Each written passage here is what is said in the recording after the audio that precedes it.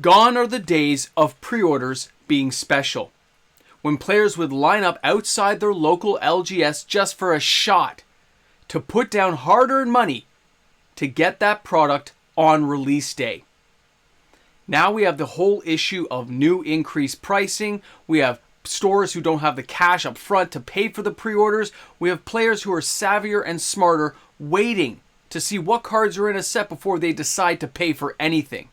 In today's video, we are going to discuss what's going on with pre-orders, what is happening with the stores and the player base, and what Wizards can look forward to in 2024.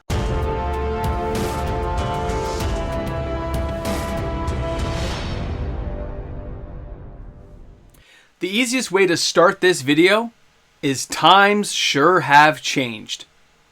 Welcome back, everyone. MTG Moxman here. Thanks again for hanging out with me on the video today and discussing pre-orders. The idea of back in the day, I mean going all the way back to 2011, 2012, I remember lining up, coming back into Magic and having to wait in line just for a chance to put money down for a pre-order because there was only so much to go around. Print runs were different. Stores only had so much of it coming in, and you would have to wait for a week or two afterwards to get it in the regular release slot for a product if you didn't get it at pre-release. That's kind of crazy to think about. Yeah, you could go to the actual pre-release event, but buying a box, being able to make sure you had it on the actual release day was something entirely different. And a lot of you guys who have been around the game for a while probably lined up outside your store, probably put down money without even knowing what the product was going to be yet in the early days of the interweb.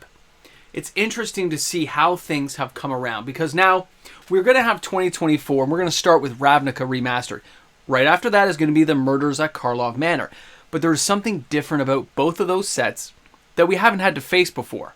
Yeah, you guessed it. Higher prices. Unlike previous years, entering into 2024, starting with Ravnica Remastered, followed by the Murders, we've got higher prices on both those products, which is going to make it sit like a lead ball in the throat of most players. They're going to want to see all the spreadsheets, all the goodness, before they decide to buy singles, which is the more likely thing that's going to happen, or maybe the odd players is going to dive into some boxes and have a good time. Stores will probably do mass box openings on some of these products, depending on what's inside, but they are still going to advertise the pre-order. Doesn't hold its special place anymore. It's not a unique thing like it used to be where you would line up, but they need that money to help soften the blow. They're hoping for even a few people to buy it because it pads their orders with the distribution. Makes it a little bit easier for them to carry the costs. And they're hoping for, I mean, let's face it, stores are cautious right now. They got ripped into this year with Commander Masters. Yeah, they sold some product, but they got stuck with a lot of it. And the singles haven't rebounded the way they'd hoped it would. A few have, a few haven't, but it's just not the same as what they had hoped it was going to be. And they're still reeling from the losses of that event. Now, you also have to remember that around this time of year, it's year end. So you got cash flow issues. Black Friday, Cyber Monday, Christmas, Boxing Day, stores are going to try to unload what they think they can unload to pay for new product, to carry them over to the new year, to make sure they've got staff running the store, make sure the rent gets paid. They have a lot of stuff they have to deal with that a lot of us forget about when we just walk in and see that smiling face behind the counter of your local LGS owner or their people who work there. Guys, those people go through a lot. I always got respect and mad props for that stuff because that is something that's hard to do, to wear that smile every day, even though behind the counter you're going, look man, if I don't make some sales soon, I'm in trouble. So that brings you to that cautious type of thing where the store's like, I'm not going to spend that much right now. I'm tightening my belt. I'm tightening my order. But is Wizards tightening their order? Are they actually ratcheting back on all this stuff to make the print runs tighter and have the cards have more value because less boxes get open, this whole supply demand thing? It'll be interesting to see how that will play out in 2024. Because stores are not going to order a whole ton of stuff. I know that for a fact. Talk to a lot of store owners, and any small to mid-range store just doesn't have the capital. Bigger stores, totally different topic. They're okay.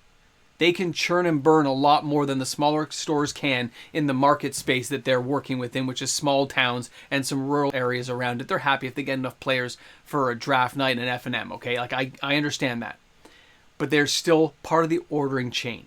And if they're not ordering a lot, and less is being opened because the prices are higher, that may turn on what pre-orders are in the second half of 2024. Because if prices of singles go up because of the lack of supply, it may drive people to open more product. It'd be interesting to see how that conversation plays out. But let's stick to the pre-ordering topic. When you have tighter ordering rules, when a store says you got to order this much, your distribution guy says you got to order X amount. How much do you want? And you've gone to your pre-order people and they say, I don't want any. I don't know what's in it. I'm not taking a chance. I saw what happened with Dominaria Remastered. I'm not taking a chance. Started out great, then everything burned to the ground. And Ravnica has a lot less to work with than Dominaria did. So we already know that's kind of the thing. But what happens if that distributor says to you, hey, you're going to take 6 boxes? You say, yeah, I'm only going to take 6. And they say, okay, but that's all you're going to get. You're going to wait weeks and weeks, and you may not ever get a refill. That's where things may go. They may really tighten it up. I don't know that for sure. I've just heard rumors about the tightening of what they're expected to pay for and have received at the store. Barring any delays, they kind of get their orders a little more exact than normal. And I'm curious if that's from Wizards or just from distribution not wanting to outlay a lot of cash. So if one of you guys knows that stuff, you're going to slam something down in the comment section. If it's a private thing, hit me up in the email. You know, I keep my mouth shut, so it's good. Now, before we wind things around here, I want you guys to understand that the old days of pre-ordering, it really was a special thing because there was such a limited supply. And as the supply got bigger and bigger and bigger, pre-ordering has become less and less. It just doesn't matter. Nobody cares. It's great if a store gets it, but they understand the realities of what they're working in. But what happens if, again, it shifts that direction? And pre-ordering does become special again. And maybe not everyone's going to get these products on release day. I wonder how things will turn around. Because even up to, I'd say, it wasn't Dominaria, maybe it was Dominaria United. There was still a whole big thing about the booster, the collector boxes back then. Where they had the Lost Legends and stuff. And there was one for every case, basically. Mostly a common. But the idea that they didn't get all those in stock that day. And I remember the guy at the store telling me, hey, do you mind giving up a couple? I'll refill it next week. And I was fine with that because I was just going to sit on them. I have no intention of opening them. So it was fine for me. I didn't care. I said, take all 6, give them to the people who want them. I'll pick up my 6 next week as I wanted a sealed box and not a broken up case. And he was fine with that. He sold them out. So there was some issues before with pre-ordering, especially smaller stores that are cash strapped, like we said. So I wonder how much that is going to play into the new year. How much that will, not Ravnica Remastered. The pre-orders, by the way, on that are non-existent, just so you guys know. And the actual orders for it so far are basically non-existent. Most stores I know are taking less than a case. Okay, that's it. A case or less, if they can get it. That's a sad state for that kind of product, being a master's product, without even knowing what's in it. That's how low they're ordering.